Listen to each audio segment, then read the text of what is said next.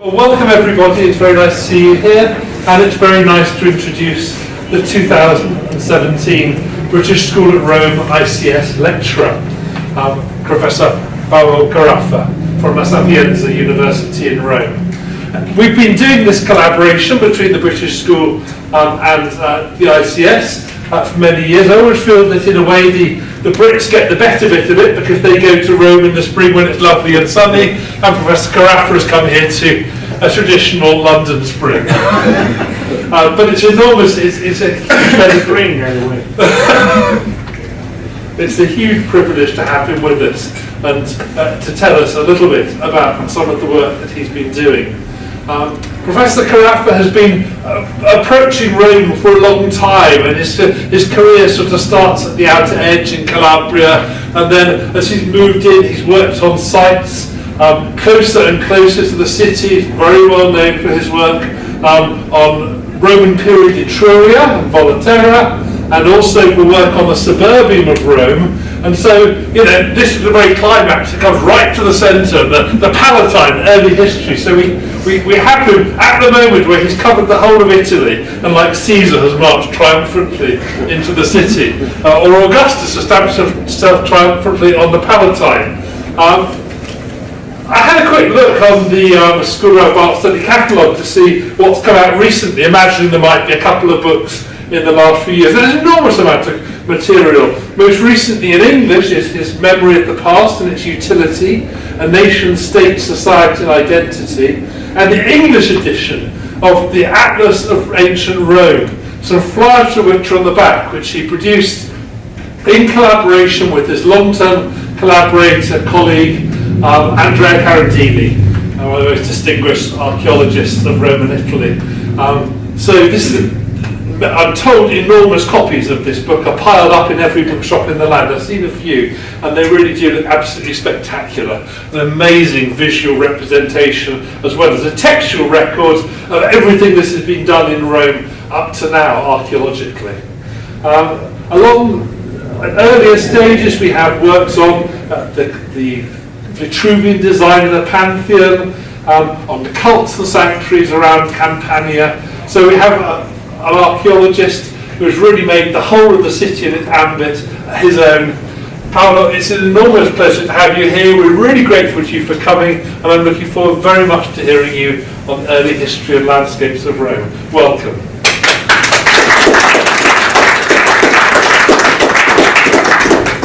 Thank you very much, of course. And before we start, let me say how sorry I am for what just happened in Westminster a few years ago, for the injured people, and I'm afraid for the victims. They're talking about at least one woman died. I'm sure anyway that this kind of terror, whatever side it comes from, shall not overcome. So let's not be afraid of this. And please let me also thank you, the Institute for Classical Study and the British School of Rome, for inviting me. It's really a pleasure and an honor for me to be here now, today. And I have been dealing with the landscape of Rome. And the landscape of Rome has been abandoned in greatest part. Some remains are still emerging in the modern city, sometimes scanty, sometimes more substantial, but nonetheless, the overall figure is not there anymore. So, during the last 10 years, my colleagues and I have spent quite a lot of time analyzing, classifying any information or clue or evidence we could collect about the changing landscape of the ancient city. And the result of this research has been published in 2012, and now, once again, the Atlas of Ancient Rome has just been mentioned. And this is an updated version in English now. And this has been an incredible journey through time and space. aiming at the comprehension of this changing landscape.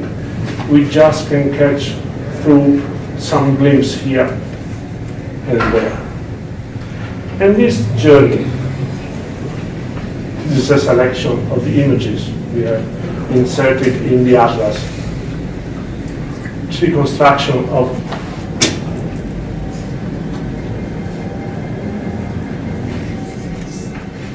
single buildings or face plan of districts of city or illustration of monument. And this kind of illustration are, of course, based on the evidence collected in the archaeological plan. So all this has had a starting point here. This is Palatine Hill, and since 1985 we have been investigating all through the northern slope of the hill, starting from the Arch of Titus and moving step by step along the sacred way towards the sanctuary of Vesta. I would like today to discuss with you the recent result emerging from this research in terms of general topographical layout and once again changing landscape of this part of the city. Were you interested, of course, in any detail about stratigraphical deposit or pottery assemblages treating faces or features, all this can be now found in this recent edition of the excavation, ready to appear, still in press at the moment, Santuario di Vesta, condition of Palatino e via Sacra.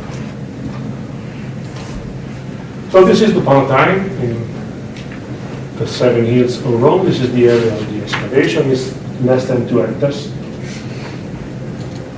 And this is a closer view. You can tell the Temple of Venus and Rome. The Palatine here, or the Forum Square, maybe here it's easier, here.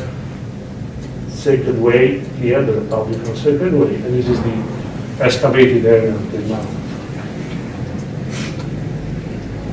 When we started working, we were walking through the remains that had been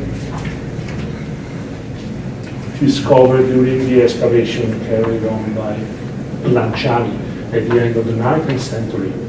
That is, we were walking through a landscape, through the fragments of a landscape, created basically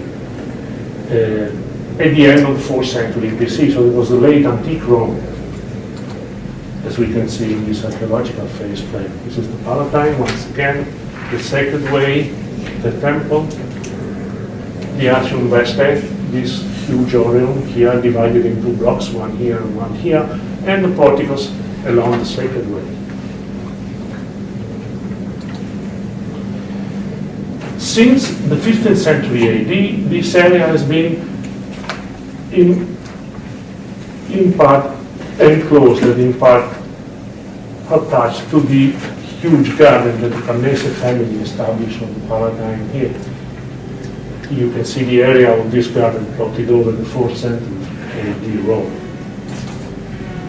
And in these sections here we have an idea of how this wonderful garden should look like. The yellow area here is to show you the relation between the excavated area and the lower part of this garden.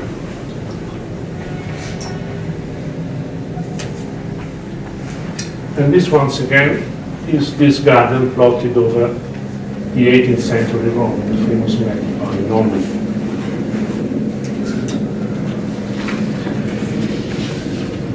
We soon realized we had to deal with an incredible thick archaeological stratification, as you can see in this image, from the bedrock, that is from the very origin of the settlement in this part of Rome, up to the 17th century AD.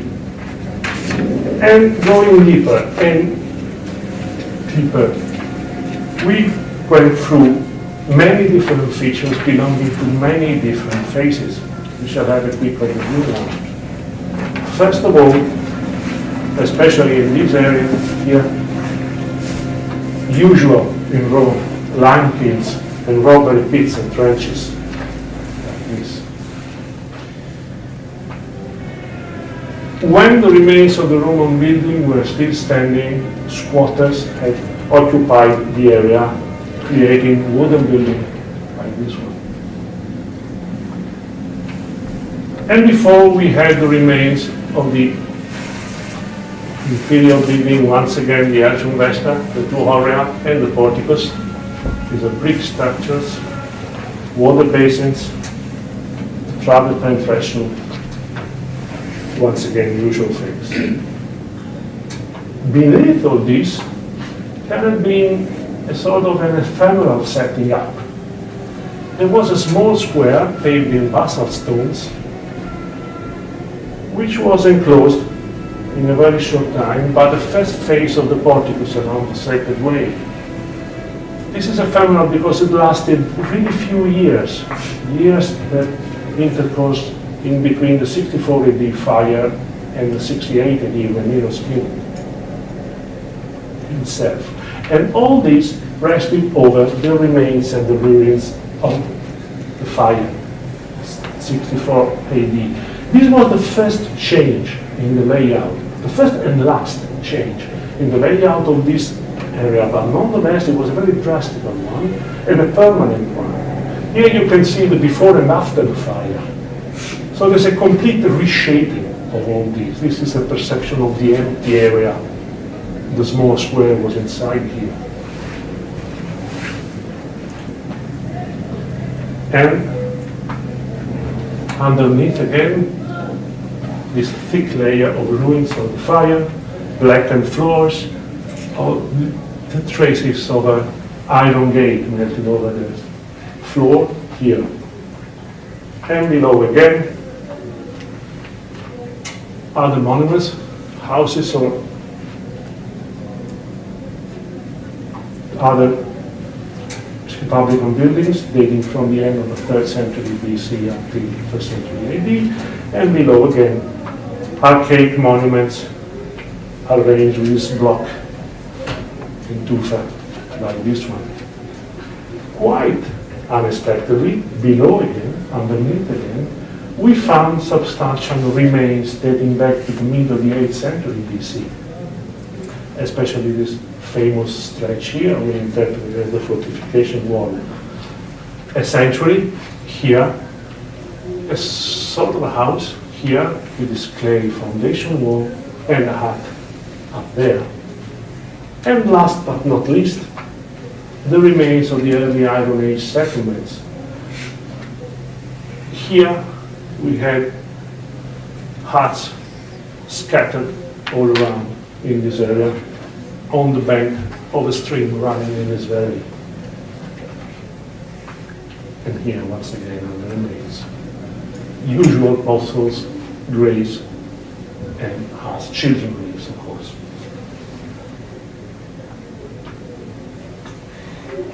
And the history of this place was in some sense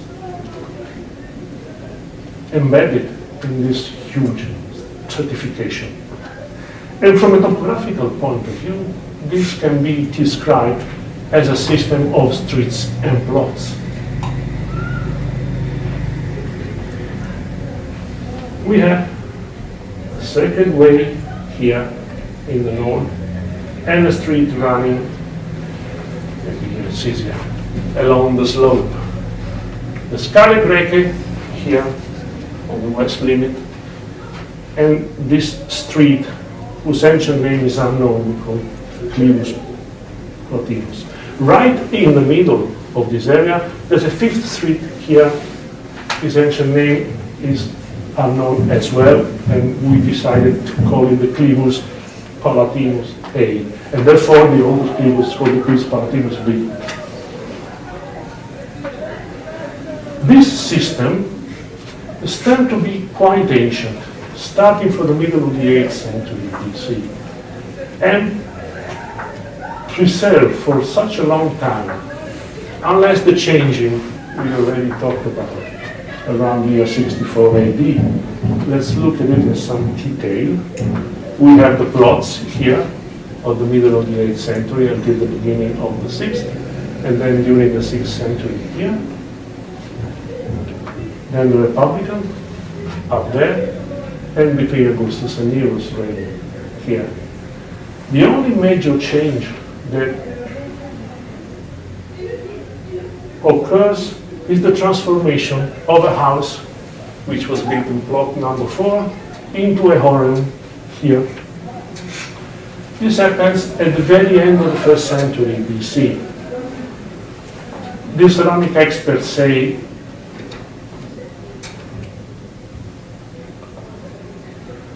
after year 15, due to certain types of sigillata Italia. We talk once again about this treaty. And then it's the new shape of the area. Second way here, and a huge portico here, the aureum into blocks, and narrow passage here, maybe a souvenir of the early street, and the new Atrium Vesta here with the Temple of Vesta. We have already seen how different the two layouts are, but there's still a certain degree of continuity that can be maybe assumed.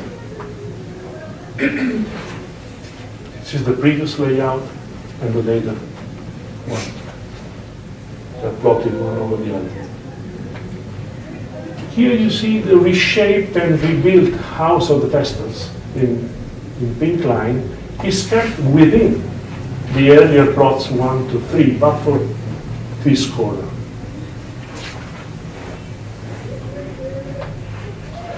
Now,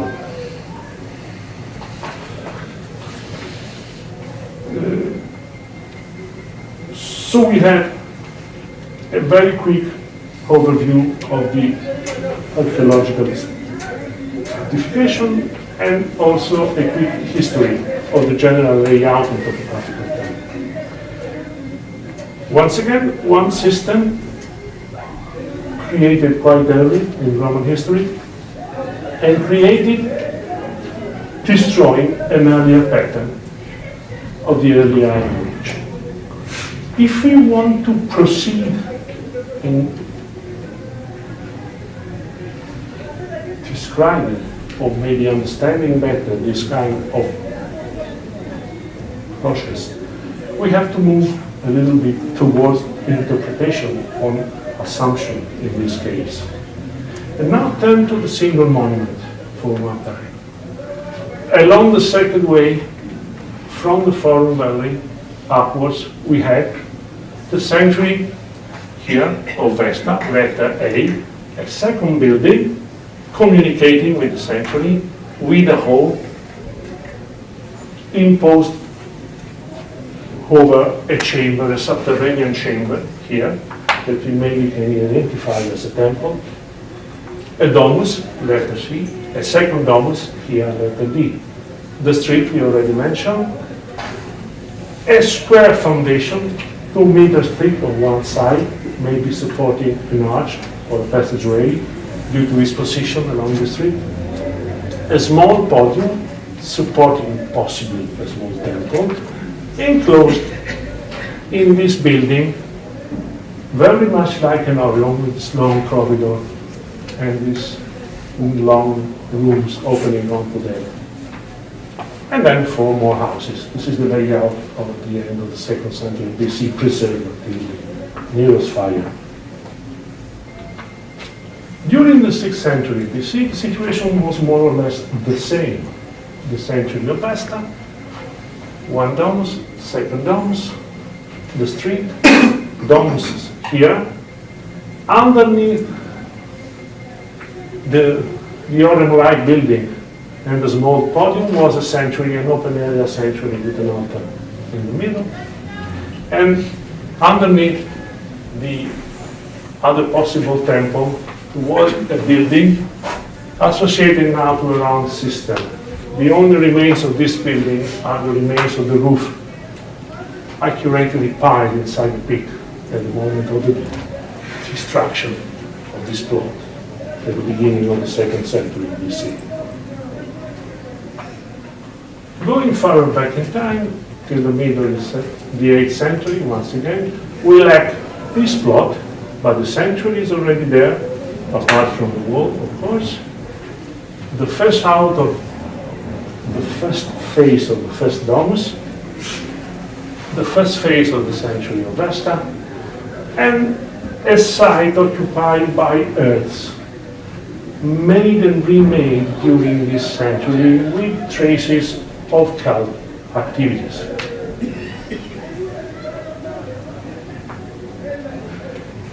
If we move towards interpretation or identification of the myths, we have to admit that the major concern of the last 150 years of Roman topography studies was the route of the Sacred Way, the identification of the trait of this tree called the Summa Sacraria from the ancient, and the location of the group of other monuments that were placed along the Summa Sacraria.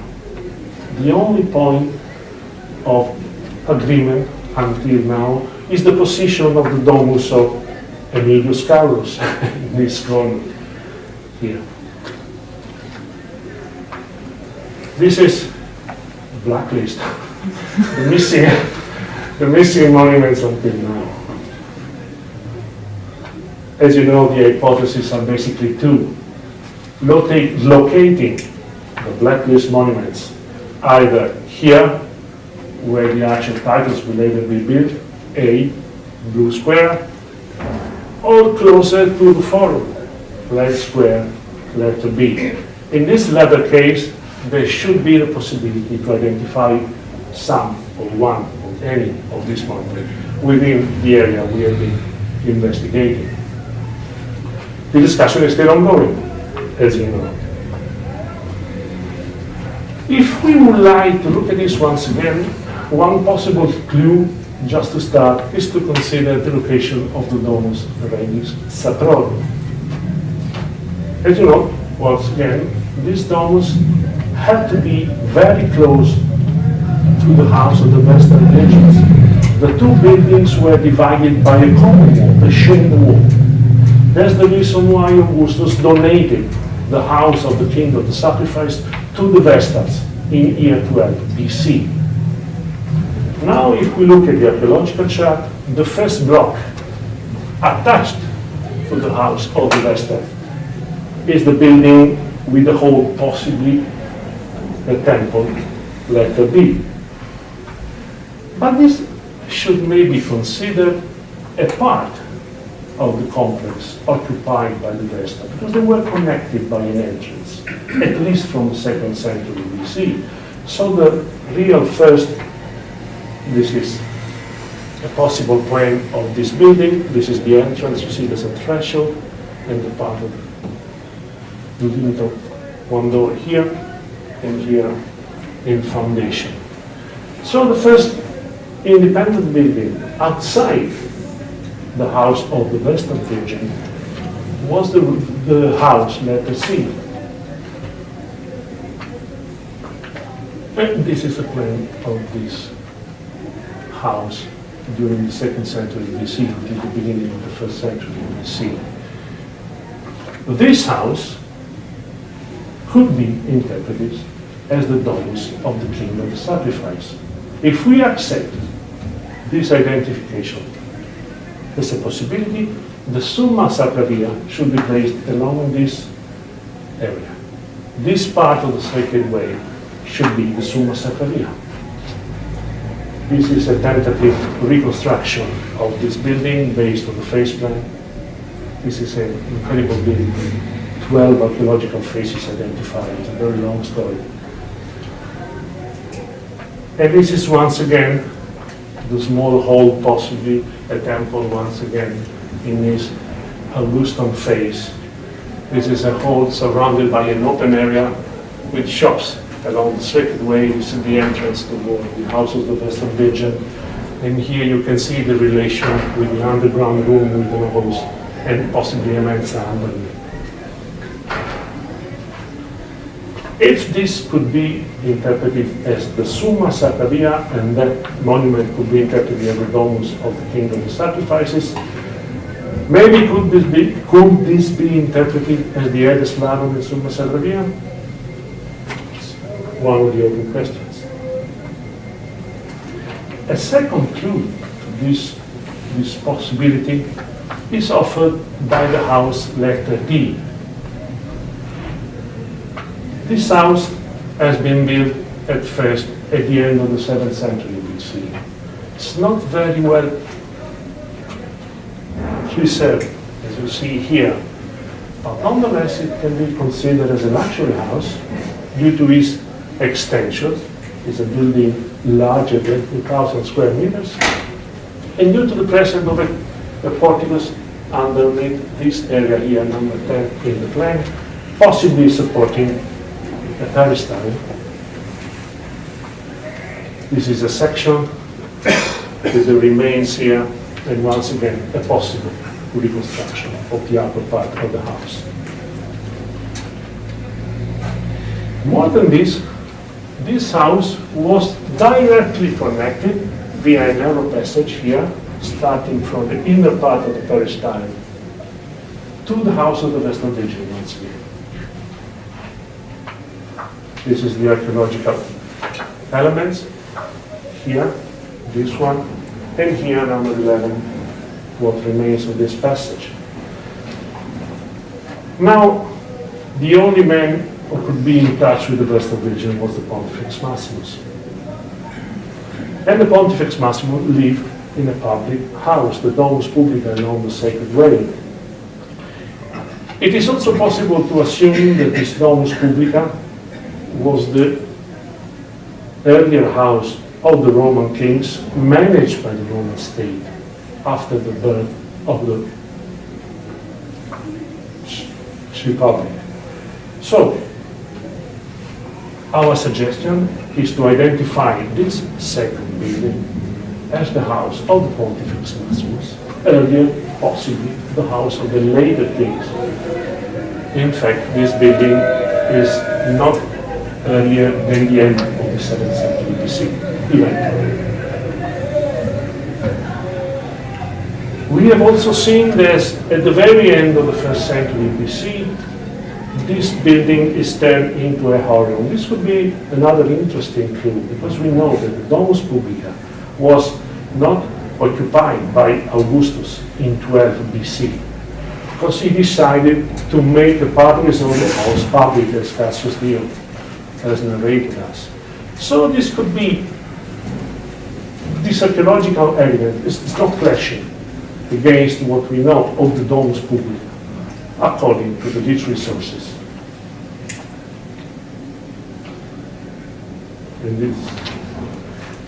this is when the area here is turned into a storage room of shock created where the peristyle was, and these the archaeological remains inserted in a possible reconstruction of this building in early Augustan phase.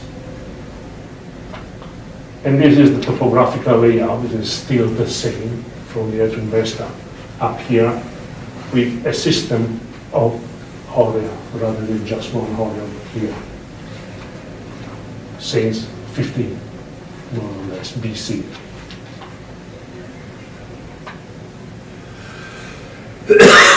And now, in some sense, these two possible interpretations give us some condition, if you want to go over and over in trying to understand which kind of buildings this could have been.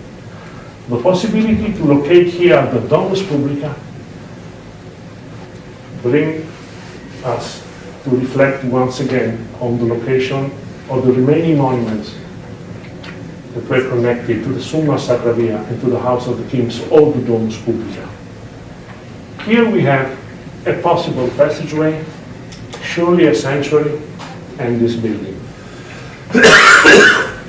As a consequence of the previous interpretation, if we accept it, of course, this could be the place of the Porta Mugonia connected to the house of the king and to the sacred way. And this could be the location of the areas the office authority. So there's a number of problems that are connected to this letter interpretation. We can talk about it. First of all, the fact that this building should be the one where Cicero summoned the Senate in 63 BC. We can talk about this later, of course, if you want. This is the floor of the building. And this is the podium of the small temple here. And this is the foundation up there, which is connected to this wall here, revetted with slabs and tuff, and covered with white plaster.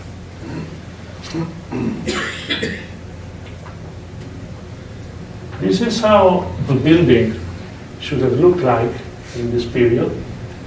The domus has been already turned into a harem, and here you can appreciate the relation between the sacred way, the podium, and the foundation possibly supporting the arch.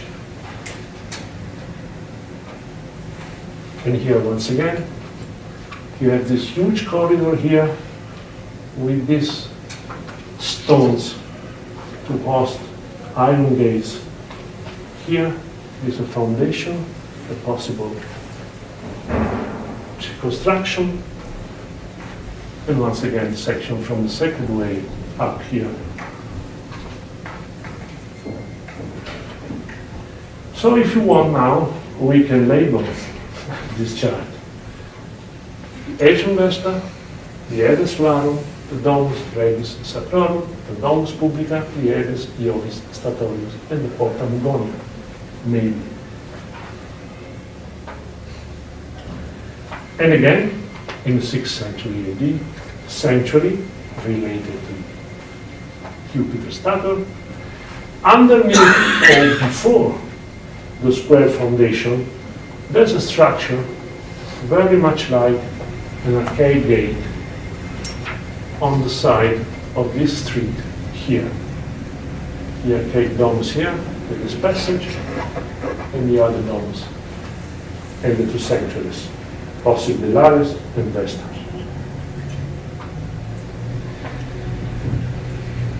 Now, all this system was created at the middle of the 8th century BC, leaving the interpretation aside for a moment. One more problem is represented by this house here. It's too old to be connected to the Regis Sacrorum, because the Rex Sacrorum is normally assumed as a reality created at the beginning of the Republic, or at earliest during the late royal age. So we suggested to interpret this house as a domus regia. The ancients believed that the early king had lived within the sanctuary of Vesta. So one possibility is to assume that this house here was the archaeological element we have now, which we can compare to this tradition of the presence of the king's house within the sanctuary of Vesta in such an earlier time.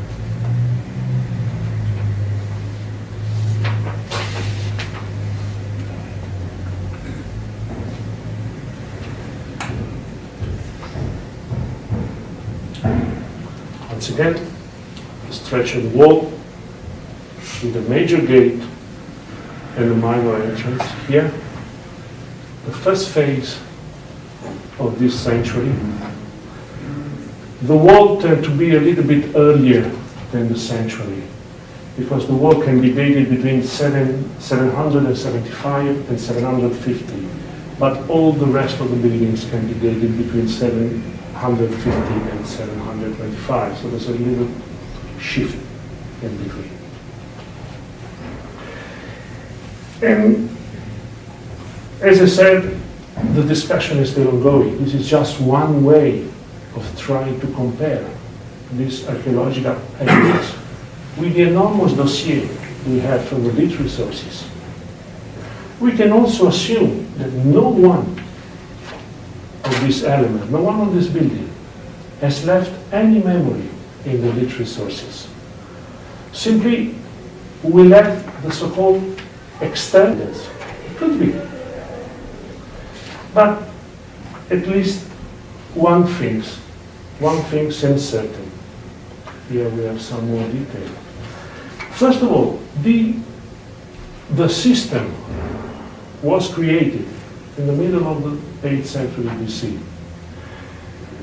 and destroying a totally different reality and creating something totally new, or clearing the area. This is the layer where the precinct of the sanctuary of Vesta has been founded. And you see on the surface this plowing signs.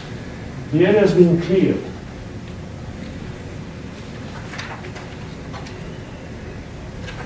And this is the inner part of the hut, which is called inside the sanctuary. So this reality was created very early. In a quite short amount of time, it's 25 to 50 years, is not so much, according to archaeological dating, of course. So this could mean that it's one project, it's a unitary project created all at once and lasted over at least 9 years. And even later, if we think of the sanctuary of Vesta. So, this would imply, or could imply, that a voluntary continuity has been imposed to this area. In the otherwise changing landscape of Rome, these buildings were in some sense active, in the sense that they were fixed landmark, unchangeable landmarks. Now it is possible also to assume that continuity, especially as long as the one we have seen here, can mean preservation, voluntary preservation. Of memories, maybe. We cannot be certain, of course.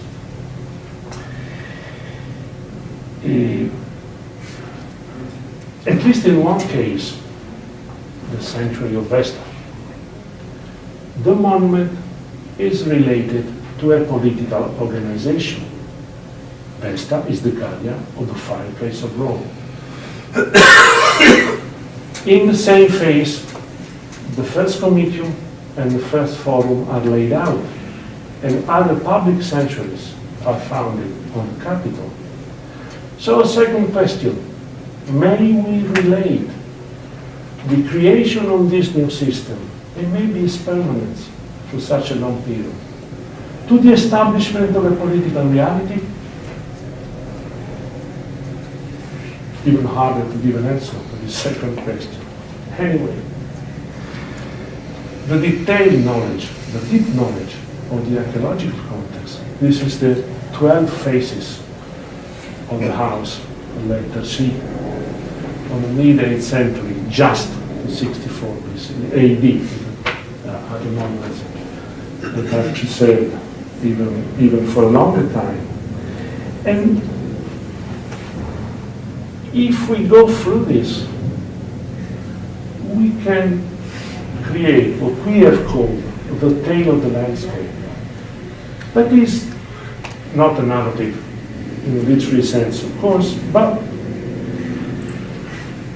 the identification of the series of changes that occur in the landscape, thanks to the identification of the archaeological changes connected or reconnected to other evidence, integrating, or things like this. And the history of the landscape is in the end the history of the city. So maybe we can now compare the history of the city with this new evidence. Much more questions, many questions are still open. This is a way of going through all this. The dossier is here. All we have to do is go on discussing about it. Thank you very much.